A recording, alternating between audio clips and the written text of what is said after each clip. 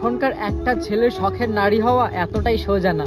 আর একটা শখের নারী হইতে গেলে একটা মেয়েকে যেগুলো মেনে চলতে হয় এগুলো কিন্তু অনেকই চলে না। মেন কথা এটাই যে এখনকার একটা জেনারেশনে যখন একটা ছেলে একটা মেয়ের সাথে থাকে, যেই জিনিসগুলো ছেলেগুলো পছন্দ করে না, ঠিক আছে, এখনকার একটা ছেলে কোনোদিনও চাইবে না যে তার একটা বেস্ট ফ্রেন্ড থাকুক, তার একটা কোনো ছেলের সাথে মেলামেশা থাকুক, কারণ একটা পুরুষ জানে যার একটা পুরুষের নজর কেমন। তাই হয়তো এরকম অনেক ছেলে কিন্তু যে নিজের প্রিয় মানুষটাকে শাসন করে, কিন্তু এই শাসনে অনেক নারী বিরক্ত বোধ মনে হয়। আর হয়তো এরকম অনেক রিলেশন ব্রেকআপও হয়ে যায়।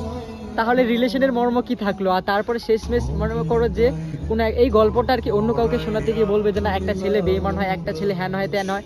দেখো, একটা ছেলেও মানে বেঈমান হয় না, একটা মেয়েও মানে বেঈমান হয় না।